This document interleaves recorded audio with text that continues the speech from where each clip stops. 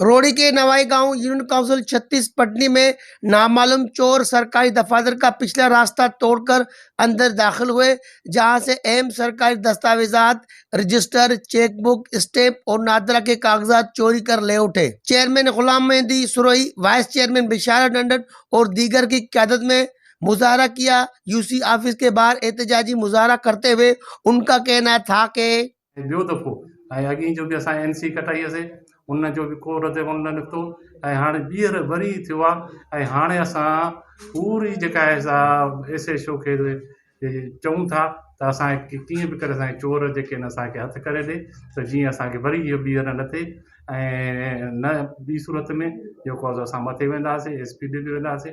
मां चेयरमैन आहियां ऐं जेको आहे मूंखे पावर आहिनि, मां हर कुझु करे सघां थो।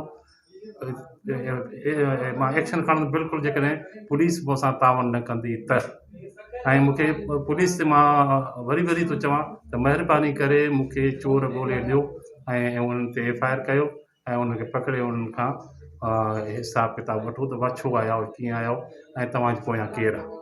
मूंखे पूरी साबिती खपे, पूरी मूंखे जेको आहे सो उहो इहो थियणु खपे, न त मां मथे वेंदुमि SP DIG IG ताईं बि वेंदुमि ऐं सियासी जेके असांजा अॻुवान आहिनि उन्हनि बि वेंदुमि ऐं मां उन्हनि जो ई नुमाइंदो आहियां ऐं UC जो चेयरमैन आहियां ऐं वोटनि सां आयल आहियां।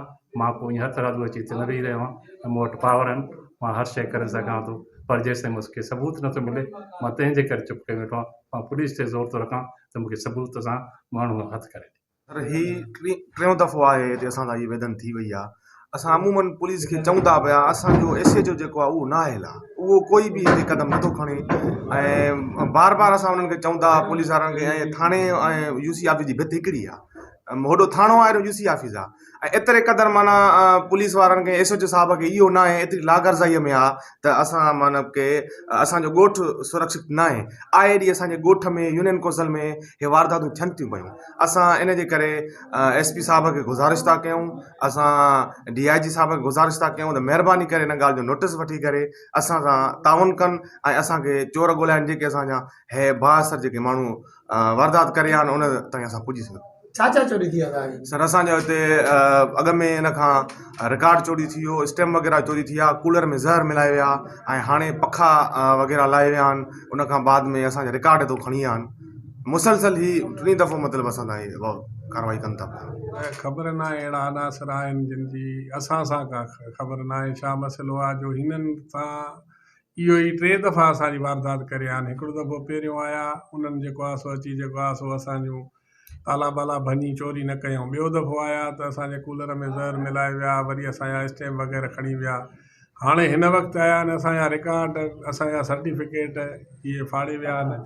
100 फुट ते असांजो थाणो आहे, 100 फुट ते पटणी थाणो आहे।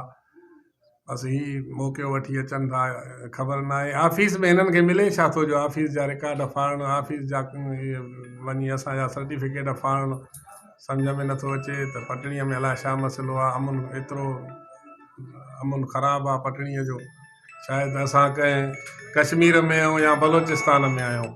इन जे करे बराए महिरबानी करे नज़र कई वञे त असांजे यूनियन कौंसिल जो हिकिड़ो सरकारी ऑफिस आहे, सरकारी इदारो आहे, उनखे ज़ाती सम्झी करे माना उहिदा कनि। इहो छो था कनि? इहो राति जो वारदात थी आहे, पोएं टाइम असर जो मां नमाज़ पढ़णु वियुमि, पुठियों इहो मसइलो थियो आहे। 2-3 चकर पहिरियों बि थियो आहे। दरियुनि खे वेल्डिंग असां कराए छॾीसीं ऐं उहे वेल्डिंग टोड़े करे इहो रिकॉर्ड असांजो सॼो सामान इहो सॼो खणी विया आहिनि। ऐं असां अपील कयूं था आला ऑफिसरनि खे असांजी हेल्प कई वञे ऐं हिन जो तगादार थी वञे। जी साईं, असां थाणे ते पहिरियों बि ॾिनी आहे, NC कटाई आहे, अॻे असांजो सामान हुयो उहो खणी विया, कूलर भञी विया, असांजो जेको फर्नीचर उहो भञी विया ऐं हिकु ॿ पखो बि लाहियो आहे ऐं सिलेंडर गैस उहो बि खणी विया। हाणे बि असांजा 2 पखा बि खणी विया आहिनि ऐं रिकॉर्ड भी असांजो फाड़े भी आहिनि, खणी भी आहिनि। रोड़ी के गांव पटनी के यूनियन काउंसिल 36 के दफातर के बाहर जहां एहतजाज जारी है, मुतासिन पुलिस पर अदम तावन का इल्जाम लगा रही है। उनका मुतालबा है कि चोरी की मुकम्मल तहकीकात करके रिकॉर्ड वापस दिलाया जाए और मुलव्वस अफराद को गिरफ्तार किया जाए। मुतासरीन ने SSP सक्कर से नोटिस देने का मुतालबा किया, जबकि वाकई पुलिस पटनी थाने के एसएचओ ने कहा है कि हमें इस किस्म की कोई भी इत्तला नहीं मिली। अगर वो हमारे पास आ रहे हैं हम उनकी हर मुमकिन मदद फराहम करेंगे। कैमरामैन सबकतुल्लाह के साथ वश टीवी न्यूज़ से फिला बलोच, रोहड़ी।